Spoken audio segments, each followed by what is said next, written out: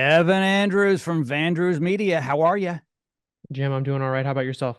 I'm living the dream. It's great to have you here. I Yes, love what sir. you do because what you do is kind of like what I do, right? We like to spend time online, but more importantly, showing other people how they can help themselves to grow their business, get exposure, gain authority, credibility. Yes, sir. That's all what the new age in 2024 is about is this content game.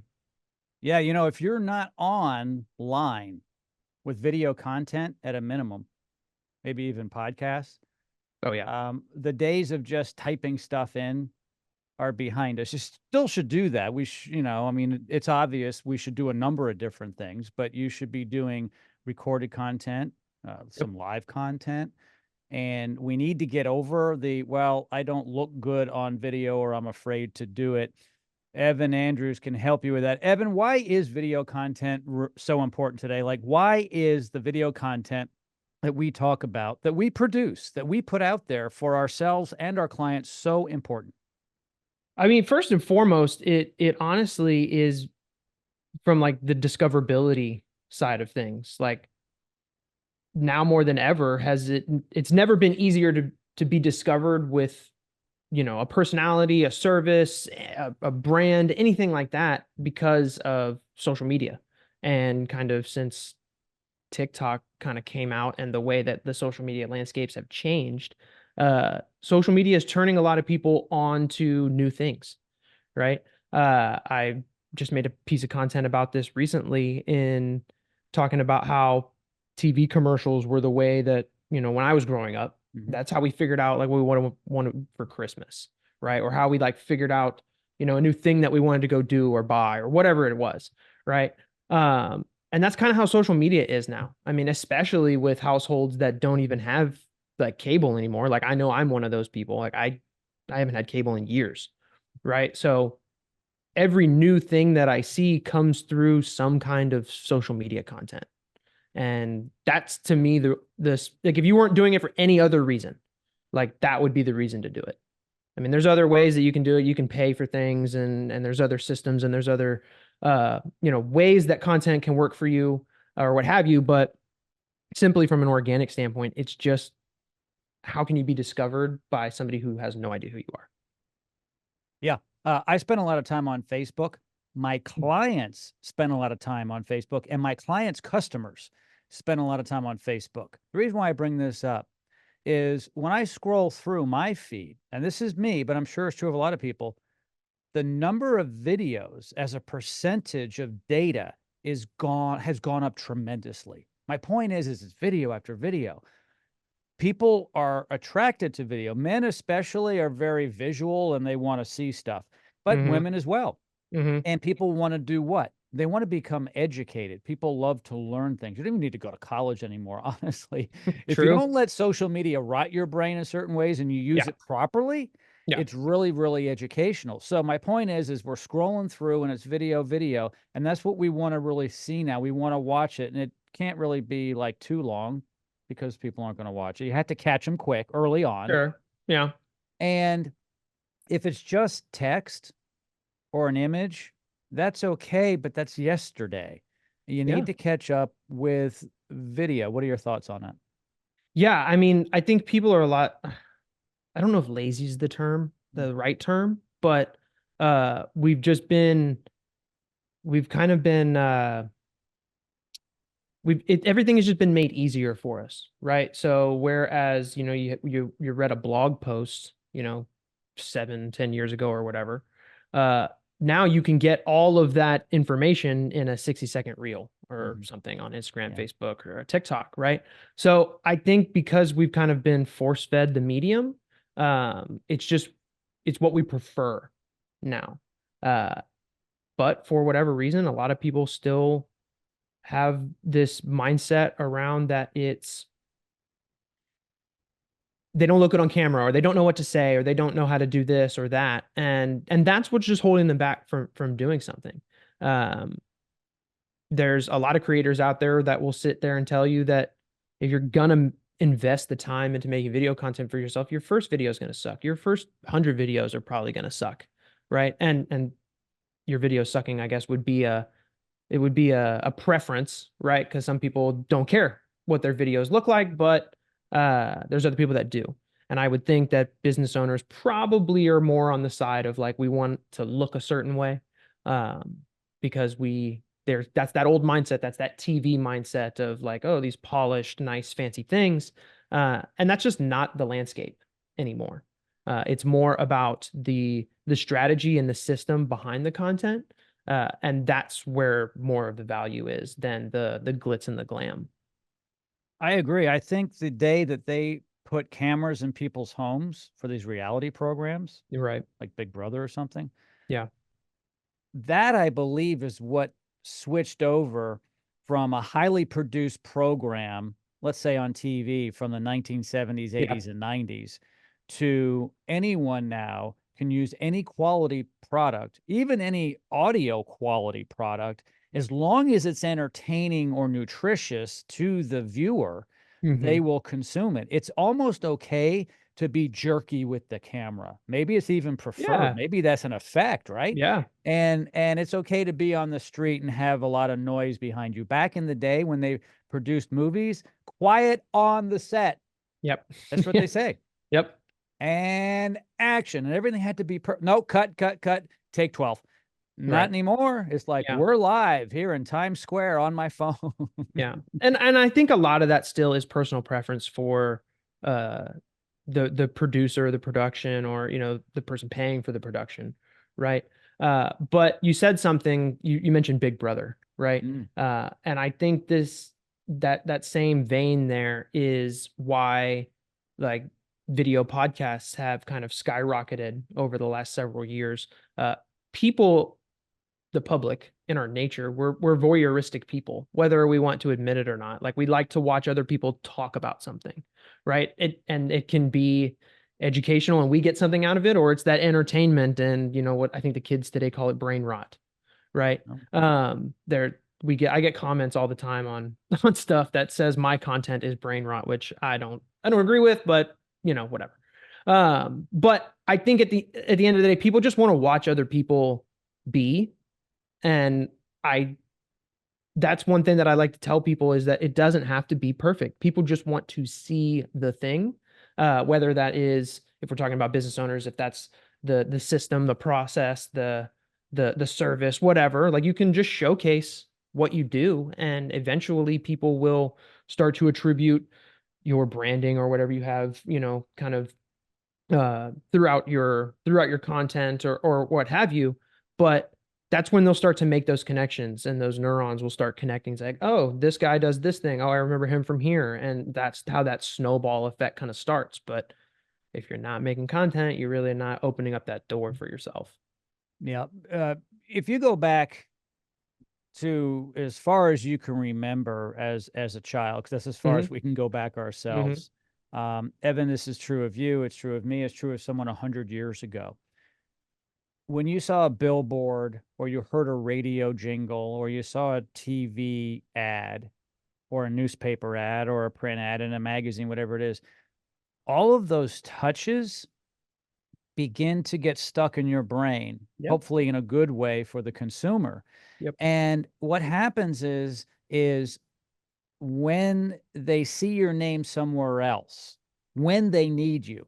So here's a difference between like an ad on Google, which is fine, but pre-branding before that. When someone types in, I need a new roof, and you show up on Google and they're like, there's Acme Roofing. Hmm. I know all about Acme. I actually saw the owner. I got Hmm. to know him. I like his podcast or his videos. I've seen him everywhere. I feel like I know them. Well, people Yeah, buy from people they know, like, and trust. that's true. Yeah, that's very true. Uh, I think also too, you mentioned something there, a buzzword, the billboard, Mm, right? I think our social platforms that we release this content on, they are in essence, it's a parked billboard, right? Like, and you have the ability to kind of create that carousel effect with, your Instagram profile or your Facebook profile or any profile for that matter, right? Uh, And with the way that the social media platforms work nowadays, from that discoverability side of thing with the video content, is that it is kind of doing that pushing for you. Right now, you'll get pushed further if your content is better. And when I say better, I don't mean more highly produced, but more valuable. How long are people watching the video for? And there's systems and strategies into even getting kind of, I would say, tricking that side of the process. And it works for some people and it turns some people off, right? But I'm a proponent of, you can't make everybody happy. You can only cast a certain size net and kind of, play an average game, or you can go, one route or the other route, right? So I like to look at my social content as that kind of carousel billboard effect. And then I can only exponentially get eyeballs there by running ads or doing other kinds of things to get them there. But I like that I have real estate space that I technically don't have to pay for, Mhm. but that's how I look at your social media platforms these days. Yeah, here's a little advice for people who are watching this now. And it can take some time to do this, but figure out who you want to get in front of. Who is that ideal client? And then spend time with those individuals in that space online. Yep. For instance, joining a group, creating a Facebook group, pages, create pages, share it wherever you can. Ultimately, you want to have this. When you go somewhere, this happens to me all the time. When I go to a conference or a trade show, they're like, Jim, good to see you. I don't really know who they are, but they know me because my content is everywhere within that little world. I'm not talking Mhm. about, you know, the entire country, the entire globe. You got to figure out who you really want and go after that, not necessarily this, especially if you're a small business owner, Yeah. and be that leader in that industry and what you do. Be the specialist. And when you walk into the room, they're like, there's Evan, there's Jim, there's Yep. Tom, there's Frank. Yep. And I see them all the time. And then when they come up to you, you're real, which is kind of an important part of all of this. If you can get in front of people physically, it helps too, because Yeah. it really then changes everything. And what's interesting is if you do it in that fashion, you become a celebrity. You really do. And it's interesting because I've done this on radio for decades where I've spoken to audiences. They don't know what I look like, but they'll see me at a trade show and they'll be like, Yeah. hey, oh, you're the guy on the radio, Jim Klauck, aka Checker Pro Joe. I listen to you every weekend. I thought you'd be better looking. I'm like, oh, well, thanks. But, but I've got a face for radio, Evan. But in Uh, any case, they want to talk to me because they know me. And sometimes yeah. it is a one-sided conversation, isn't it? Yeah. Yeah. I mean, this is not exactly the same experience, but just the other day at church, um, you know, your pastor talks to you in the mornings or whatever. I do a lot of, giving at my church too, in terms of my talent. So I'll take pictures on Sundays and things like that. But he shook my hand and he said, "Hey man, I loved your video." And I said, "Which one?" And he goes, "Oh yeah, I know there's a lot of them." So I was like, okay. So even though he might not be, like you were saying, like target demographic, it it's like that extra like boost of confidence that what you're doing is actually working. So that's one of those things those can be those little small wins where you like don't understand maybe why you're making video content. Mhm. It just, even if it's somebody that is somewhat close to you, if you just get them saying like, "Oh, I saw this one, I saw that one," or give the comment of "you have a lot," right? Then you know that it's out there and it's working for you. Yeah, so we talked about things that are free. What's hot in paid advertising? Yeah, so paid advertising is, I think it's kind of going through like a weird cycle right now. I think a lot of people are not responding. So I'll go from like the Facebook, Instagram side of things, right? For the last few years, there's been kind of like a structure to kind of ad scripts and kind of, what people are doing, promising, showing, if you will, kind of a structure to it. Mhm. But there's one that I have been seeing for probably about the last year or so. Um, and I've heard it coined differently, and it kind of just depends on who's serving up the structure. But one that I've heard multiple times is called the social funnel, right? And effectively what that is this works really well for it can work really well for online people, but it also can work really well for local service businesses that are just, localized to a particular area. But essentially what you do is you, instead of running traffic to a website, for example, where you would, capture name, email, phone number, or whatever, you run traffic to something like an Instagram profile or a TikTok, right? And inside of your bio, you would have a link to a more traditional funnel, right? Mm. Where it's your website or a landing page of sorts that does some kind of data capture, right? But you are the effect of that is that you send them somewhere to really get to know who you are and what you do. And the reason I think that's actually a strong thing is because a traditional funnel or a traditional website, you you might run them to some value, right? But if you're like me and have been releasing consistent video content over the last 2 or 3 years now, you go to my page and it is just content. Like there is everything there that lets you know what I do, my thoughts on things, my opinions, my personality, my expertise, right? And it really allows somebody who is discovering me for the first time to be able to make much more of a prominent decision on whether or not they would want to even speak to me.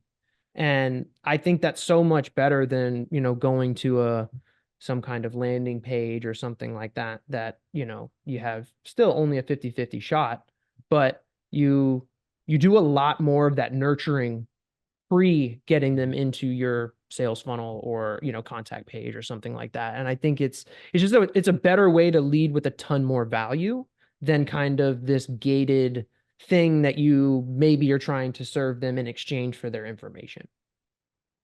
Sure. I mean, this goes to the know, like, and trust, getting to know people, relationship selling. Yeah. Yeah. I mean, I firmly believe, for the most part, outside of Amazon and a vending machine, people really like to buy from people if Oh, they for sure. can. If For they sure. can. Amazon is not part of that equation. That's just a big machine, and we're not buying it from an individual. We're buying it from a system, and we're buying a lot of it, and a lot of people are buying a lot of things, and but that's different. But when it comes to, especially if you're trying to sell something to a client, so I'm a Yeah. customer of Amazon, I'm not a client. A client is when you have a relationship, Yeah. Yep. almost like a doctor patient. You've got the attorney and client, you've got the CPA and the client. Mm-hmm. You've got clients, Evan. Mm-hmm. I've got clients. I call them members. Yeah. Um, and members and clients are way closer than customers. That's what you're talking about, right? Yeah, because I mean, a customer can be, it's almost like a faceless experience. Mm. And so I do a lot of coaching and stuff too for other video business owners. And one thing that I have to do when I'm like looking at their scripts and the things that they're going to be doing for their ads and things like that is I have to be really cognizant of the language that they're using. Because if they're using that wrong term, clients versus customer or whatever, just depending on the niche that they serve or whatever, I have to relay that message to them. That same exact thing, like you said, like you have to really understand what your ideal audience wants to be identified as. Because if you use customer and they're like, I don't want to be a customer, I want to be a client, right? I want that relationship. Then you're starting off on the wrong foot, right? So I think being really clear in your language of any part of what you're doing is going to be crucial to those experiences that other people have with you. Mm. Yeah, no, absolutely. I love having conversations with you because you and I are on the exact same page when it comes to this stuff. Let's talk about volume. How much content should one be producing? And of course, after you produce it, everybody, you need to put it online. So how much content should they be putting online on a monthly basis? So on a monthly basis, I always tell people shoot for 30 pieces of content. So it's roughly putting out one thing a day. Now, I get it that you can't always show up every day, but then there's systems and there's strategies to being able to do that, i.e. some sort of batching process or something like that, right? And you only figure out what works well for you by trying and doing. Like, there's no really way around it. Like, you can build it all up in your head to be something, but if it's not what you thought it was when you do it, then it didn't really matter, right? So I tell people to shoot for 1 post a day, and then just figure out what that structure looks like. But when I say that, that is just to kind of be there. That's not necessarily to have any real impact, if you will. I would say that on a monthly basis, getting to 100+ pieces of content, and that's roughly 3 posts per day, right? Now, that can vary, right? And the only reason that number is getting bigger is because the volume uploaded to every platform is getting bigger by the day. Yeah. Right. So it's kind of like you have to keep up with that percentage so that you don't get lost in the shuffle. Right. But 100 pieces of content per month isn't that difficult to do if you have the right systems in place to do it. And to be honest, you need a little bit of help doing it. Yeah. Right. So if it's the batching process, for example, the shooting part of it probably isn't that difficult. Right. But where the time comes in is how it's put together, or how it's put out on whatever platforms. Right. So you might need help in some of those areas to be able to maximize the time that it takes to be able to put that amount of volume out. Right. But I think a lot of people severely underestimate the amount of volume that it takes to be really, really good at something.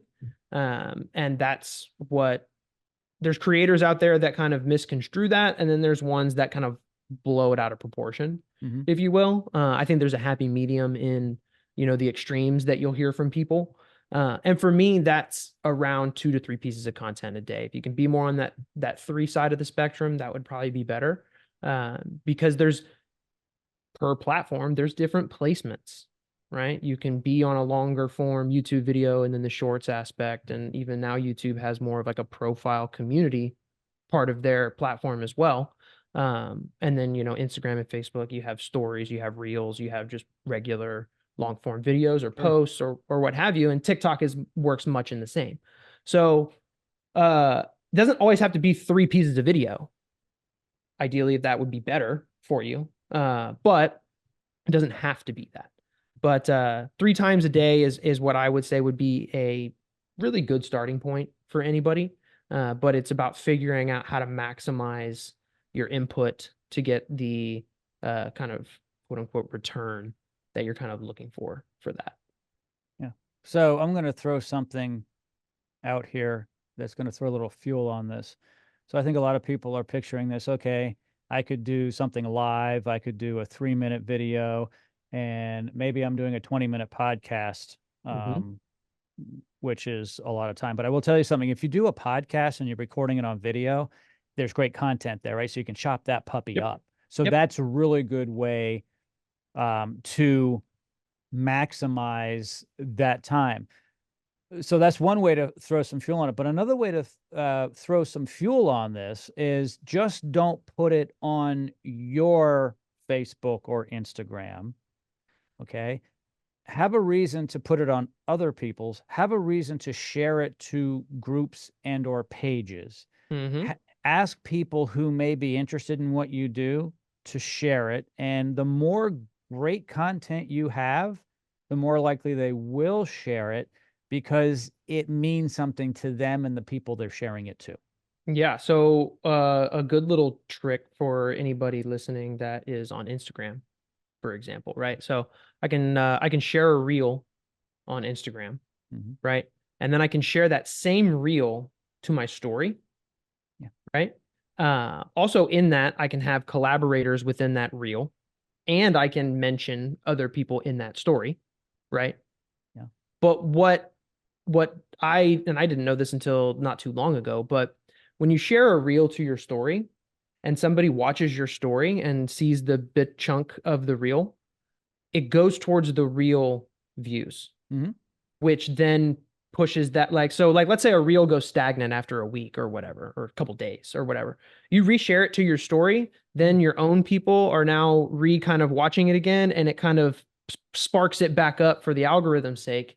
And then, you know, the next day you could have another 500 views or 1,000 views or whatever, right? So it's like repurposed, right? So it's just something that I didn't really know about until I started doing it a lot with my wife and I's podcast, where we are now kind of creating the highlight section on Instagram of our past reels, and it kind of resurfaces those older reels to become relevant again.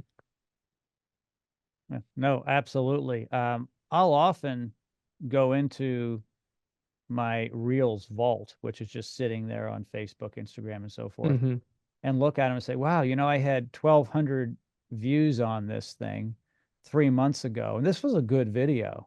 I'll put it back out there again. Yeah. Oh no, I will too. I'll even, and I'll be honest, I'll even remake it. Yeah. So republish it. Yeah. Or no, I mean, I'll even because I batch content every month. Yeah. Right. So sometimes seeing a different backdrop or something can be the reason that I think you've talked about backdrops and why they're important, right?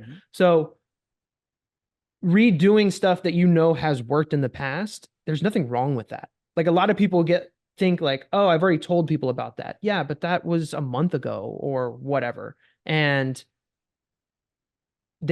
people get irked by that for some reason. I don't understand it. I used to be of that mindset, but now that I understand more of the content game and how it works and repurposing and all of this, that it doesn't matter. Just remake it, redo it, do it better than next time, and sure. And you got more content. Sure. And it's pretty much the same message, but now it doesn't quite look or sound the same, and it's getting you closer and closer to where you want to be. But going back to actually republishing something, there's great arguments to be made for having that exact same video be seen by the same person multiple times. If you buy ads on Facebook, for instance, you're going to see that sponsored ad a number of times, to the point where you might say to, you know, Zuckerberg on there, I don't want to see this ad anymore. Okay. And you can hide it because it's not relevant or whatever. Right. But if you listen to the radio, you watch TV, it's the same ads over and over again, the same infomercials, and it's okay to do that. Yeah.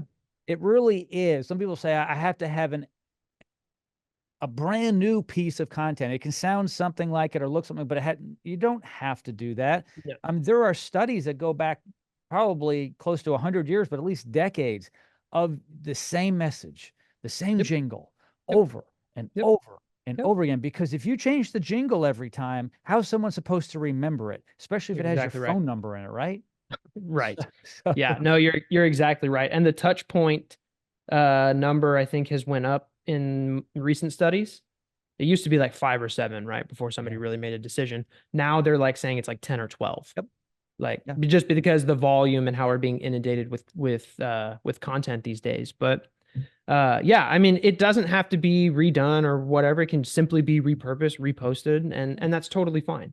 But to that point, you can also capitalize and make better what you've done in the past by following the same script or whatever, but maybe changing a visual component of it or something to be more engaging, to be more in line with a new person or something like that, right? So absolutely. Before we go, I'm going to just say this to the people who are watching and listening to this. As far as getting content out there, it's like anything else. It's like finding time to spend with your children or your spouse for date night, or go to the gym, or spend time in nature. We all seem to find 4 or 5 hours to play golf. So, so carve out the 5 or 30 minutes a day. And here's what I recommend. The whole batching thing is good. So I'll record 5, 6, 7, 8, 10 videos in one shot. So I actually have a sheet right here in front of me, actually, or somewhere in front of me, which has like 12 points that I want to get across. And I often form mine in a question. Yes, me too. These are frequently asked questions, really. and it's a question that the viewer may have. And so, why should you produce video content in batches? There's a question right there. Then that could be answered by the person creating it. And just make it part of your daily habit, just Yep. like anything else. Yep. But do a lot of it at once. And then, so I'll tell you what I do. And some people don't think this is good. And people ask me, how do you post at 5:30 in the morning? And I do these, so I don't schedule most of mine. Most of mine are me. Is because I Yeah. get up early and I'm on my iPhone. I go into Dropbox. I find the video. I save it to my phone, and then I post it to Facebook myself early every Yeah. day, though, before I get it. And the people say you shouldn't look at social media before you get it. I'm not really looking at social media. I hope you're looking at You're mine. working. I'm working. I'm actually Yeah. posting it. I'm not Different. looking at it. It's a lot different than just mindless scrolling. Exactly. Yeah.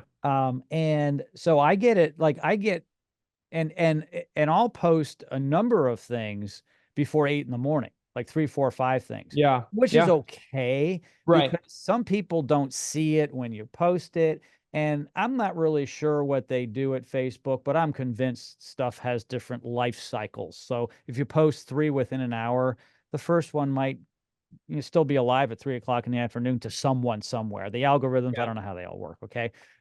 But it's better to do that than say, well, I'm going to post one and maybe post one later, knowing you're not going to do it later. Yeah. Anyway, Yeah. it works for me because people see it. They tell me. On my side of things, I do more of the structured scheduling stuff, and there's a lot of tools out there for that, but that helps me be able to actually get it out, right? Yep. So I mean, everybody has their own system and their own process, but the ones that don't are the ones that aren't doing it. And the only way that you figure out what that is by starting. Yep. And by the way, for our clients at Checka Pro, we do the scheduling. Okay. So do I.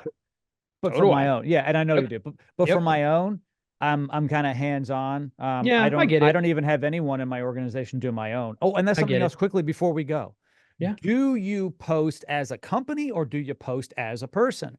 I'm personally working on my personal brand, Jim Klauck, right now. I've got my Yeah. Checka Pro brand, which is fine. I've got some other brands too, but people buy from people. So that's Yep. my advice. Yep. Try to build your personal brand. Yeah, so I release all of my content through like my company page, but I also heavy use my personal accounts to reshare, repost, and I honestly try to put a lot of my personality and things into the content that I post. And that's only going to get more apparent with, this new podcast that I'm about to start and doing all of this. So it's gonna morph. It's gonna kind of become one eventually. But there's I agree with you. Personal branding is always going to be the thing that leads to more, you know, business within your business. So Yeah. Especially if you're a I small wholeheartedly business. agree with that. Yeah. If you're Coca-Cola or Nike, not so much. Right. If you're a small business, which almost everyone is who's consuming this content right now, it's really consider you being the person that Yep. people see and know, like, and trust. On that note, Yep. Evan, as always, thank you so much for joining me, buddy. Thank you so much, Jim.